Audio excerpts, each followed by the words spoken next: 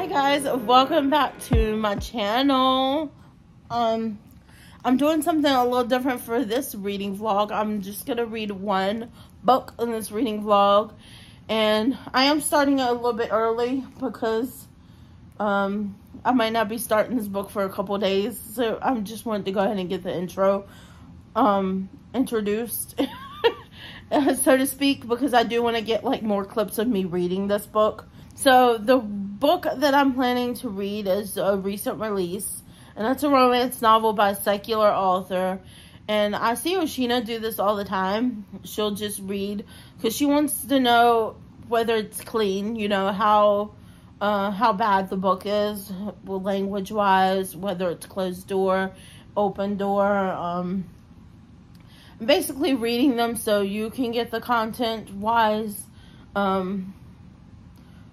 And I've never really read much from this author, but I think this is going to be the reading vlog for Emily Henry's Funny Story. I've heard such mixed reviews about this, but like some people, the people who normally like Emily Henry books have not been loving this one. But then I know somebody who doesn't normally like Emily Henry books that absolutely, this is like their favorite one. But a lot of people are irked out by the Crocs on the cover. The guy wears Crocs. I think he works in a kitchen. But here, let me read you the synopsis. So it says, it's a funny story. Daphne always loved the way her fiancé Peter told their story. How they met on a blustery day, fell in love over an errant hat, and moved back to his lakeside hometown to begin their life together. He really was good at telling it, right up until the moment he realized he was actually in love with his childhood best friend, Petra. Which is how Daphne begins her new story, stranded in a beautiful Waning Bay, Michigan, without friends or family, but with a dream job as a children's librarian that barely pays the bills, and proposing to be roommates with the only person who could possibly understand the predicament, Petra's ex, Miles Nowak. Says, it's scruffy and chaotic, with a penchant for taking solace in the sounds of heartbreak. Love ballads. Miles is exactly the opposite of practical, buttoned-up Daphne, whose co-workers know so little about her. They have a running bet that she's either FBI or in the witness protection. The roommates mainly avoid one another until one day, while drowning in their sorrows, they form a tenacious friendship and a plan. If said plan also involves posting deliberately misleading photos of their summer adventures together, well, who could blame them? But it's all for show, of course, because there's no way Daphne would actually start her new chapter by falling in love with her ex-fiance's new fiance's ex, right? So, it sounds good.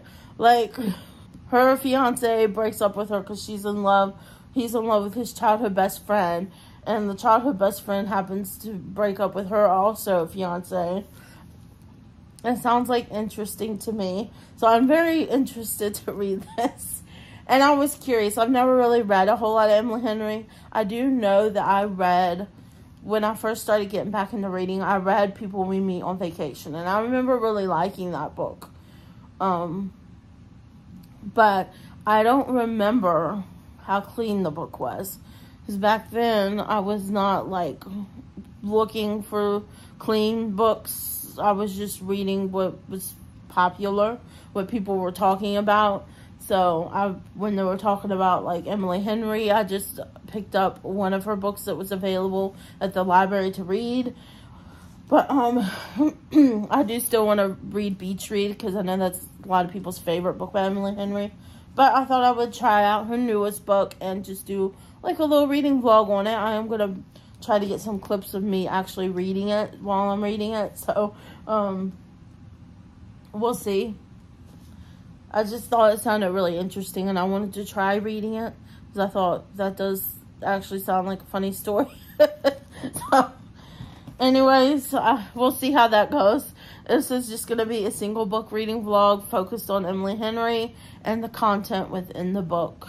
How bad is it?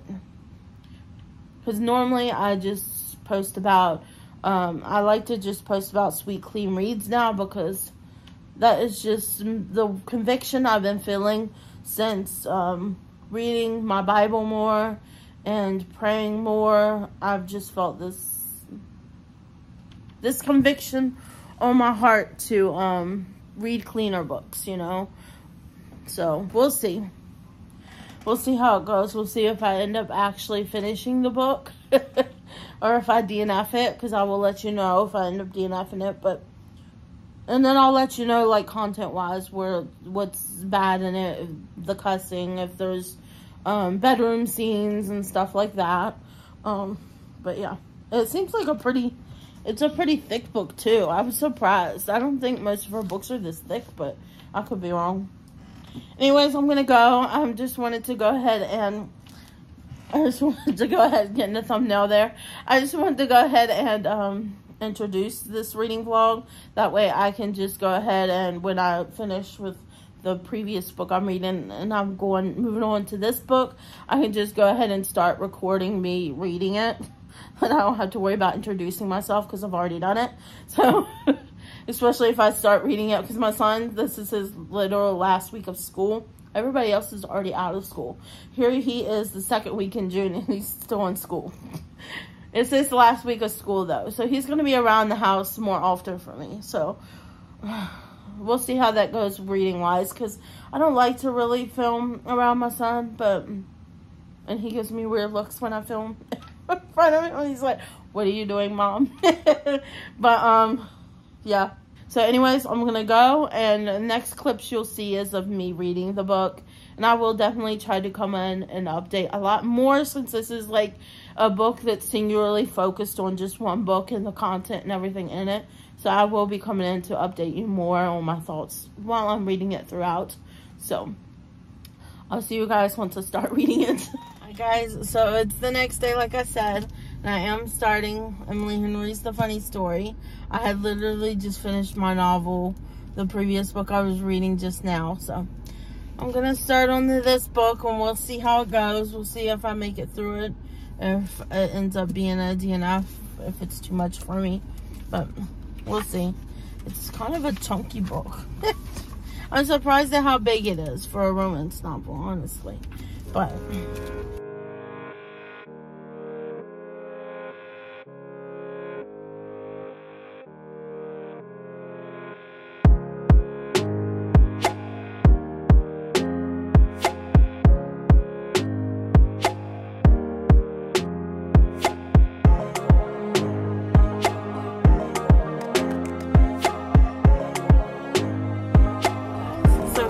coming in for an update on Funny Story.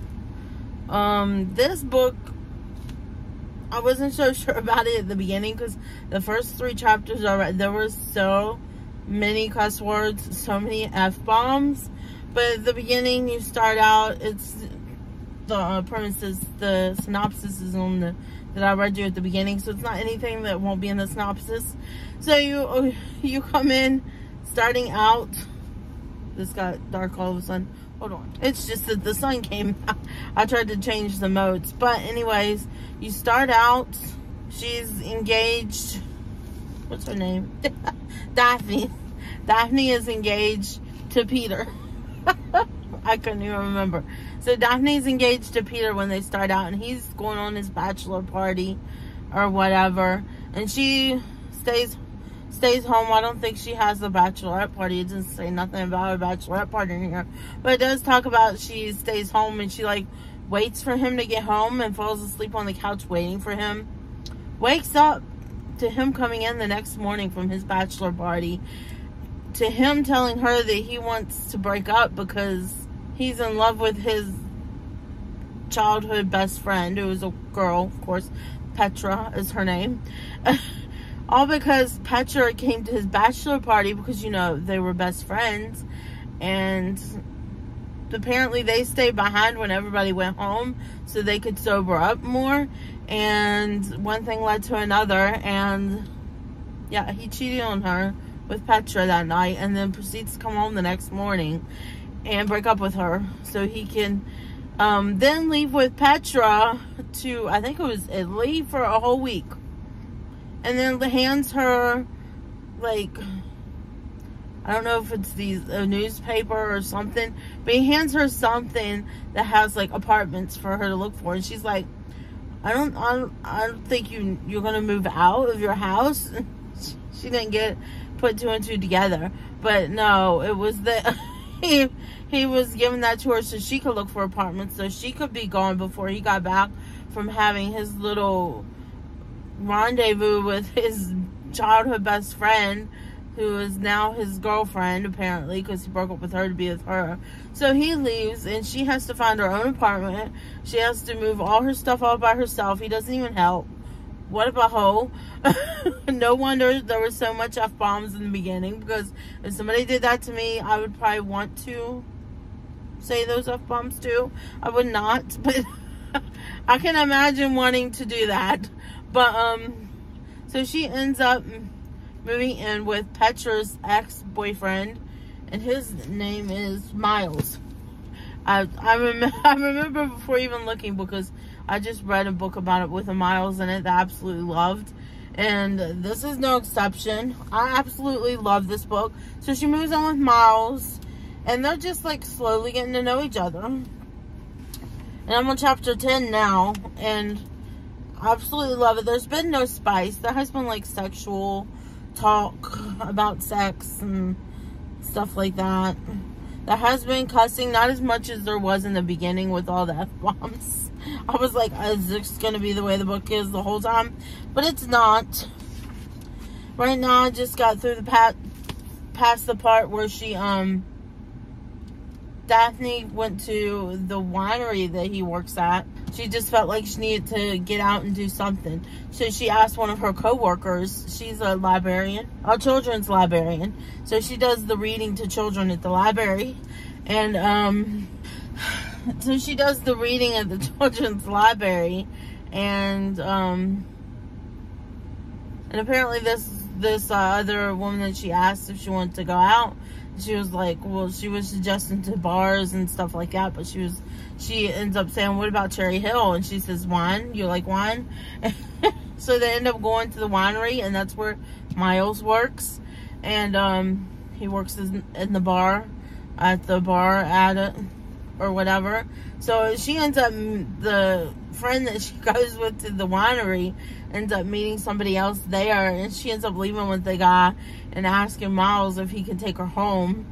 But this was after, I forgot to even admit to put this in, that before all this happened, the reason why she felt like she needed to get out and go to a bar and just have some fun is because they got a wedding invitation to Peter and Petra's wedding. They invited them, and they both got a little drunk when they got she wasn't drinking at first, but then Miles was like, you know, you're going to need it. When she seen the invitation, she started drinking with them too. Wine. They both had their like own bottle of wine. Before that, they were drinking like coconut rum, it said.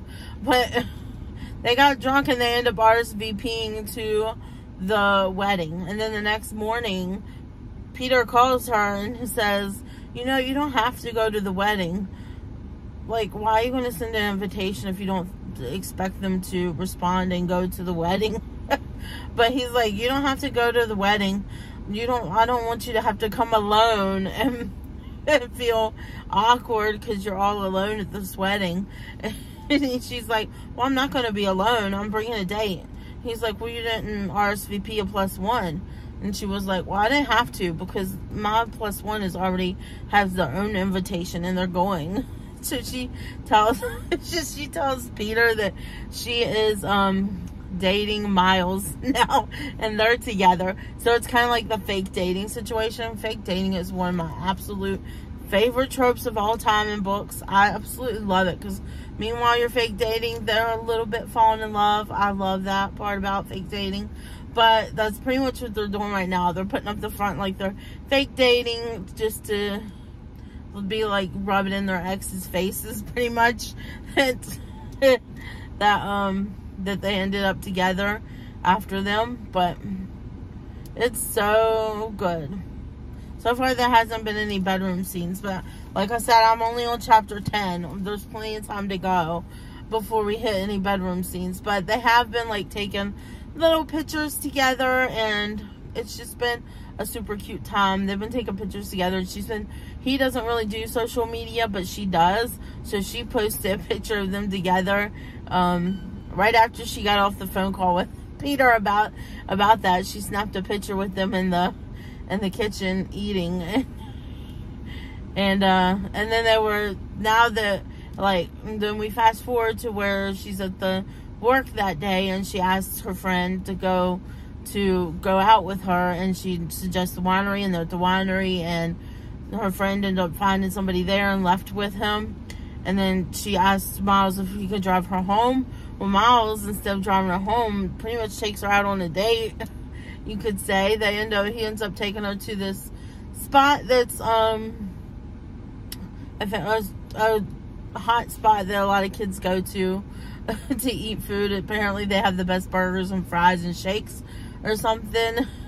And then he takes her to the beach, and they're sitting on the beach eating the fries and just talking and getting to know each other. And he is literally the sweetest guy. What is it about Miles? We love Miles in this house, but they're talking on the beach, and that's where I ended it at. But there was this one part in here, and then he does the one I don't like, that there's so much drinking in here. And Miles, he smokes weed, which I'm not the biggest fan of. But she's here talking about this ridiculously nice man who let me move into his place, no questions asked. Well, it says because when they were sitting on the beach, his ex Petra texted him, and it says apparently somebody told her that they were together at Cherry Hill. And she says, and she messaged you about that? She's happy for us, he said, his voice quiet and flat. Well, that's good, I say. Petra's happiness has always been my utmost concern. And she says, he looks over at me and slowly starts to laugh. And then she says, the weed has my heart feeling like softened butter, even while my stomach boils over with anger at Petra and Peter both. Not just on my behalf this time, but on Miles's too. This ridiculously nice man who let me move into his place, no questions asked, didn't even charge rent my first month, and comped my food tonight, and bought me a milkshake, and brought me to the beach I've never been to, and lent me his jacket. Offered to parade me around all summer just so I won't move away after hanging out twice. In general, I don't put too much stock into a person's charm, but I think he might be the real deal, a genuinely kind person who likes everyone and deserved better than a note on the counter and Petra's room-sized closet cleared out. And that's when she takes his phone and takes pictures of each other. And here's where I say that there's like some sexual innuendo. She says, come here, I say, opening my camera. His eyebrows pinch in a bemused expression. Come where? I move the remnants of our fries to my far side and pat the space between us. Over there, he says, 1 foot to my left. He doesn't ask why. He just holds my gaze and scoots until his sides right up against me. Here, my stomach flips at the closeness of his voice. That's good. I hold his phone in front of us. The camera's flash turned on, and lean into him. He puts his arm around me and smiles sort of ruefully, unable to muster true joy. At the last second, on a whim, I turn and kiss his cheek as the picture finally snaps. His face turns toward mine, our noses almost touching. Pieces of his chin and cheeks hidden behind the flash's afterglow. I just thought we could make Petra really happy, I say. Really thoughtful of you, he says, the corners of his mouth curving. Yeah, well, I say, I thought about taking a video of myself giving you a lap dance, but I don't have anything to mount your phone on, so this was the next best thing. And he says, I would happily go back in the woods and find some sticks and build you a tripod, Daphne. I laughed myself with another sip of milkshake, immediately shivering from the icy cold. And he says, here.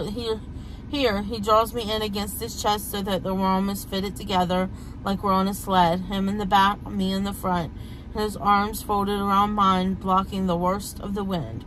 That position reminds me of, if you've watched A Walk to Remember with Landon, and they're sitting watching stargazing, and she's in front of him, and he's behind, and he's holding her. That's what that made me think of when I was reading that.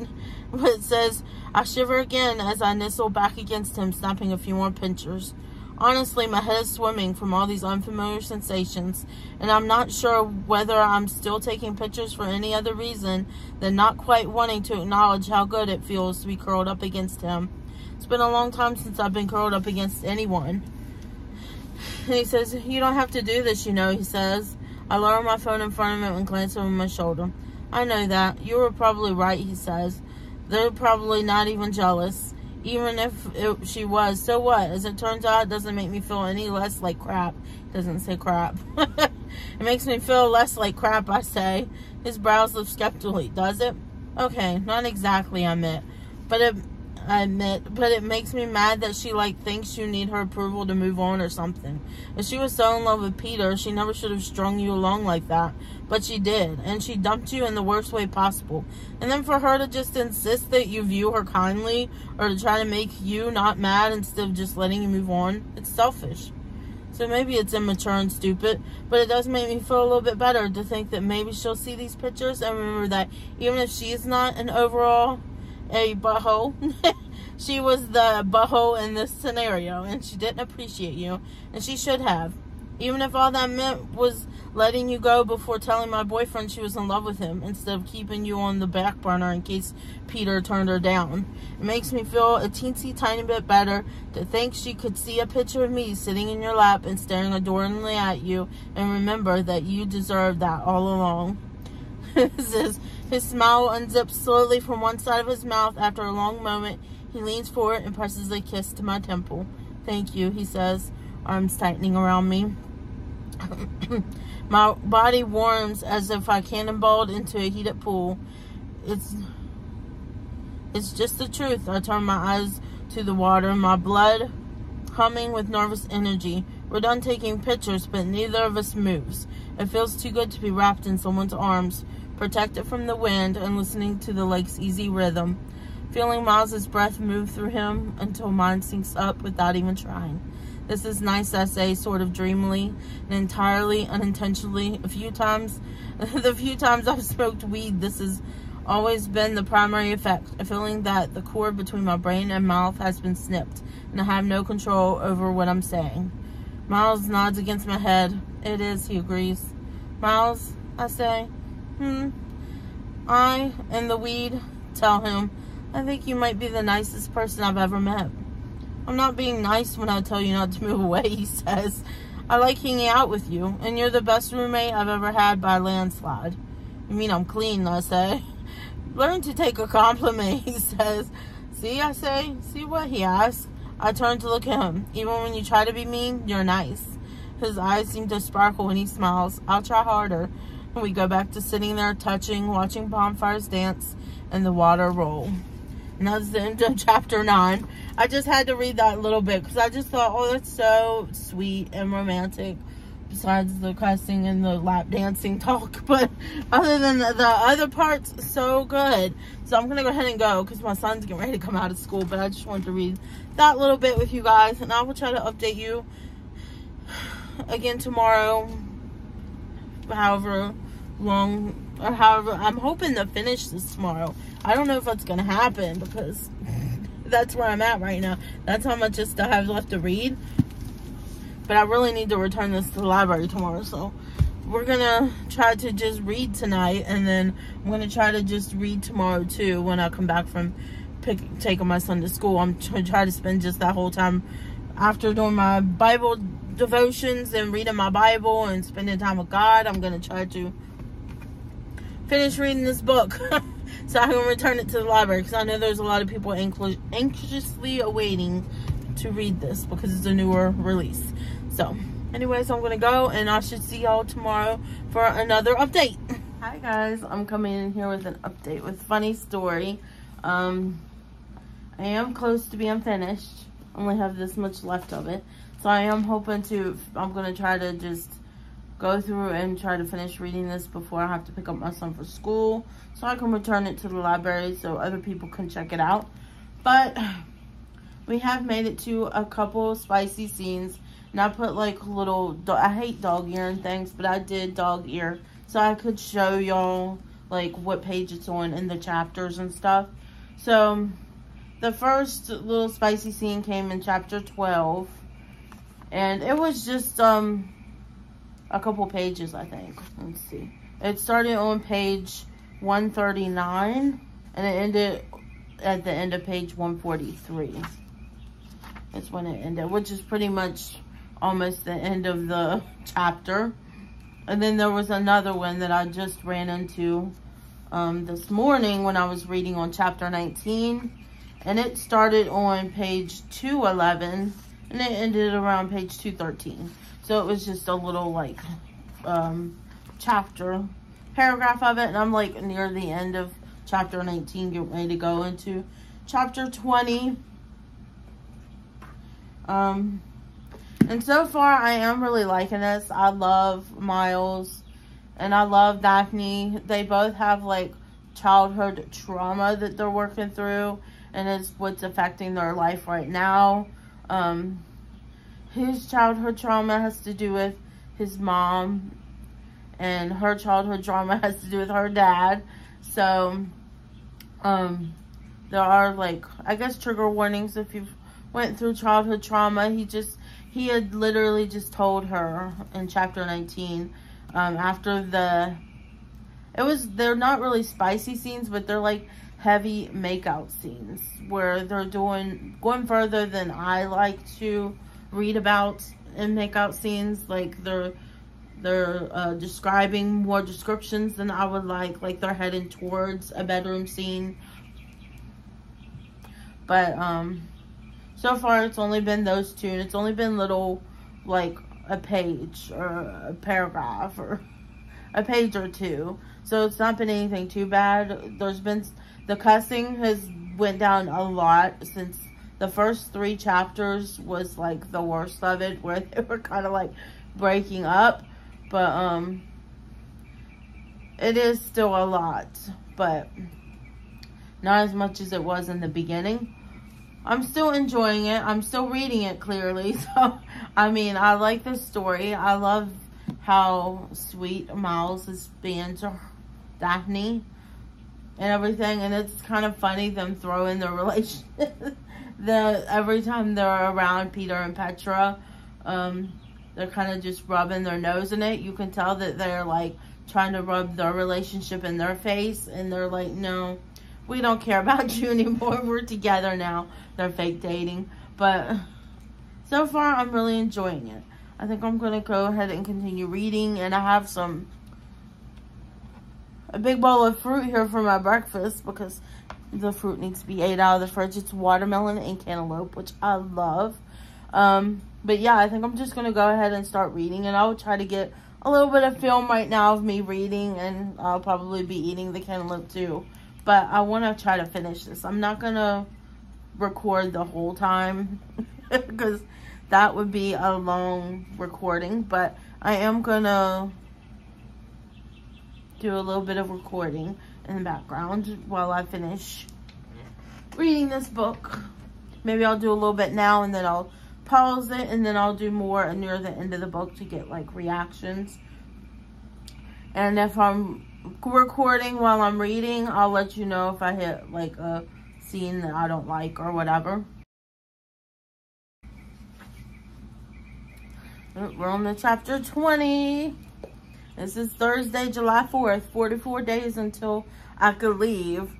She is planning to go somewhere else after this readathon that she's hosting at the library she's working at. But now it says if I still want to. So it's 44 days until the readathon. She's already gotten, like, they went to this charity event that was like a senior prom. And she got a bunch of sponsors. Miles helped her get a bunch of sponsors and stuff for the readathon. So now it's going to be, like, even better than she was thinking it was going to be. And now she's, I guess, having second thoughts about whether she wants to leave or not, because her and Miles have just had this really deep conversation where he pretty much told her about his childhood trauma and everything. She's already told him about hers, about her dad and stuff, but he hasn't opened up and told her yet about his childhood trauma and what went on with him. And that's what I just finished reading. After their like heavy makeout session against the car or truck or whatever, that's when he ends up telling her everything. Because he's like, it's like both of these heavy makeout sessions are like going towards them doing more, but he has stopped it every time. Like the first time it was because his sister ended up calling him, and he's like, if she doesn't stop calling me, it means that she needs me to pick up the phone. So that's what stopped them the first time. And then this time what stopped them from going any further is him and his childhood trauma and what he was going through. And he finally opens up to her about it and tells her about it. So they finally worked through that. So now it's just they both know each other. And I feel like she's just gotten so much closer to him. She talks about how now if something were to happen that it would hurt her. Her heart's already gotten involved with him. So, it's so good. Okay. I just got to this part. I have to update you. She's talking about just their nights upcoming since he's opened up about his childhood trauma, and they've decided to just be friends and not go any further because neither one of them wants to get hurt. And she has finally gotten him into reading. She's a librarian and he doesn't read, and he's talking about, do audiobooks count as books? And she's like, well, of course they count as books. And he says who? She says, I'm a librarian. So if anybody is right about them being books, it's me. So she talks about he's been listening to audiobooks at night. And here it says, sometimes at night from the other room, he texts me live updates as he listens to the audiobook of The Lion, the Witch, and the Wardrobe. Things like, I want to live with the beavers, and what is Turkish delight? And Edmund needs to chill. Sometimes we text for an hour straight, like our doors aren't even 10 feet apart. We're basically always together, but we're almost never alone. Aside from once when he accidentally locked his keys in the truck and I had to bring his spare up to the winery. I hate to say how much I'm liking this book. I don't think I'm going to give it a 5-star because of the content that's in it. And I haven't even made it all the way to the end. So we'll just have to see. But I do think it's either a 3 or a 4-star prediction for me. Because, I mean, I have to take away stars for content. But I am thoroughly enjoying the story. So, okay, I just have to read this next part. So after she says we're basically always together, but we're almost never alone. Aside from once when he accidentally locked his keys in the truck and I had to bring him his spare up to the winery. And then it says, I'm already in my pajamas. So he comes to meet me in the lot with a grin and a hug that smells like campfire and feels like a hook in my heart. Oh, I love that. That's so cute. It says on Friday the 19th, I found out about the children's librarian job in Worcester County, Maryland. It says a quick online search tells me the Ocean City Library is 20 minutes from my mother. Her mom lives in Maryland, so that's why she's been thinking about moving there. And it says, and it looks like an adorable lighthouse filled with books.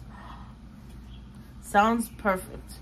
She says, I almost text my mom, but something holds me back. It seems too good to be true. There will probably be dozens of applications, and there's no point in getting my or her hopes up before I've even gotten an interview. Still, I emailed them my cover letter and resume on my lunch break and check my email obsessively for the rest of my shift. I hope she doesn't leave, but that just sounds like a dream. Like a lighthouse filled with books. Yes, please. Hi guys, welcome back to this reading vlog. Updates here. Sorry if you hear the air conditioning going in the background. It is Virginia, and it certainly feels like summertime. It's hot as blazes up in this joint today. It's 90 degrees, and it's hot in this car. So you might hear the air conditioning in the background, but I'm almost finished this book. I have a very little bit left to go. I was hoping to finish it before I picked my son up from school so I could return the book, but I'm just decided I'll go to the library in the morning and return it because I'm wanting to go anyways to Ashburn library that's near us because they're having a library sale and I want to participate in the library sale. But anyways, let's talk about this book now that nobody is walking around me. That's pretty much what I was stalling at. So there was more. Remember I told you earlier about the 2 spicy scenes? It was more like them just making out and going a little further than I'm comfortable with when they're making out. But it was like making out that was going to lead to that, but then they get uninterrupted both times. Well, we had our first spicy scene, and it's on chapter 28, page 291, and it goes to 296. There's like a little, that's like the end of it, and then you start a new page. So it was that long. My bookmark's trying to come out. You better get back up in there. And then on 29, it happens again. But it's like, it's a very little bit. It's just like a paragraph on this one, which is both are easily skippable. I'm just glad that they're not like full chapters. And it's so far back in the book that I'm so invested in the story that I don't want to stop reading it just because of those 2 spicy scenes. So I'm glad that they're like further back in the book. I mean, you're too attached to the characters. So I really do love Miles and Daphne. Every time I say Daphne, I think of Scooby-Doo though. But here we are. They, like I said, they finally did it. Whatever. Okay, and then they start just spending a lot of time with each other. And spending a lot of time with each other. And just, I think she gets a little more attached than she wants to. Because she talks about how she has to keep stopping herself from saying, I love you to him. So many times. But then something happens. Promises. I'm willing to bet you, I'm not finished reading this yet, but I'm willing to bet you they're both trying to crawl back to each other. So Petra's with Miles probably right now. That's probably why he hasn't been home and hasn't contacted her. She's probably trying to get back with him. And this is Peter trying to crawl back into Daphne's life. Like, oh, oops, we made a mistake. We're really not right for each other. We really missed you guys. We really want you back. Why? Because we've seen you together and we're totally jealous. So I feel like it's going to end up that way. But, like, literally, there's not that much left. How's this going to end with them trying to crawl back in their lives and then Daphne and then the readathon, and then I feel like there's so much left and not enough pages for what's left going on. And we're at page 316 right now. I think it's safe to say there's not going to be any more spicy scenes because it's almost over. But let me go ahead and get to reading this. I am going to try to record it, and then I'll speed it up, of course, with some music, just so you can get any reactions to this end part, because I'm sure there's going to be some reactions to this. That's why I end up leaving early to come here, so I could record some for you. That's why I decided to just wait to return this book until tomorrow. I'm sure it's not going to be a big deal. So, let me go ahead and finish reading this book. Now, you can watch me read.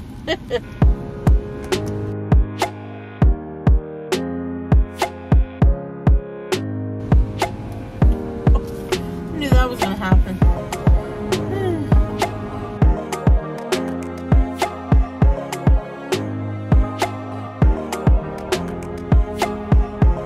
Really? Something came up. A friend needed help and I lost track of time. Something came up. A friend. Something better. Someone better. He's not admitting who it was, of course. And here she says, Miles telling me he ditched me for Petra won't change anything, but I want him to say it. I want to push as hard as possible against all the bruises in my heart until it changes me. Until I learn to stop messing everything up. Who, I ask. He scrubs his hand up his forehead through his hair, shakes his head. He'd be doing me a favor, putting me out of my misery, dropping a period at the end of that sentence. Please, I plead. He breathes out, Petra. Some part of me, I realized, was holding on to the possibility that Peter was misinformed or outright lying. I didn't know it was there, that ember of hope, and I hate myself for it. As my throat closes off, my chest tightening, I nod and nod and nod, trying to think of even one thing to say. She just needs to borrow my truck to move some stuff, Miles says, voice fraying. And like I said, I got caught up. Caught up, there will always be a Petra. Someone more interesting, someone more fun, someone who needs less or offers more. And then I snap out of it, he says. And then I snapped out of it, he says. And I realized how badly I messed up, and I left. Traded cars with her so she could use the truck, and booked it. And I had this big plan for how to make it up to you, a surprise. But I couldn't make it happen. I tried, and I couldn't. So I came home with this stupid box of fudge. And I know it's pathetic, and it's not enough. He just dropped the I love you bomb.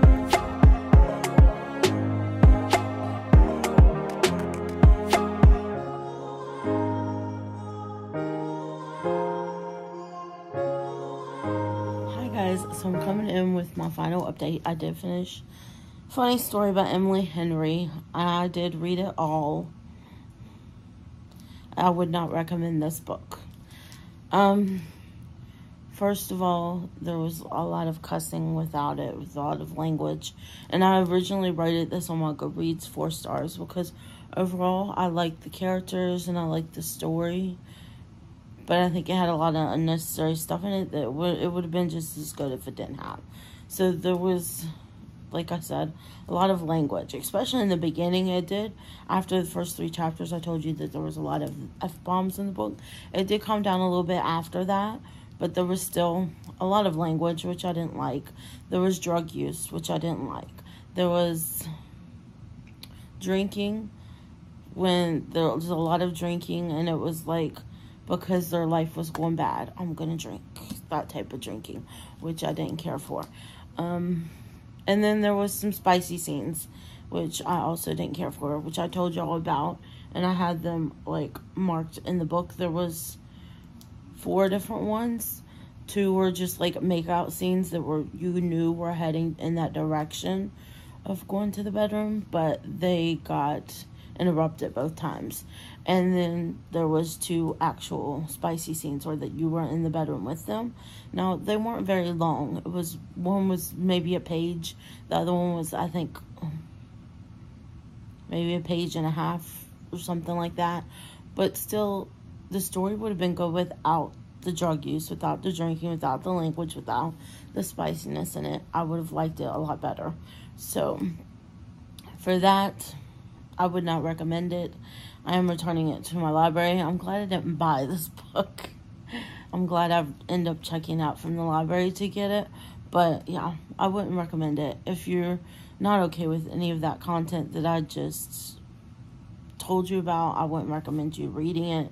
And it does deal with childhood trauma between both of the characters. With Miles, it's more like childhood neglect. His mom didn't pay a lot of attention to him when he was younger. And with her, it's her father. She has daddy issues, pretty much, because her father left. And then he would say he was coming, and he would never show up. So she was forever waiting for her father to come around.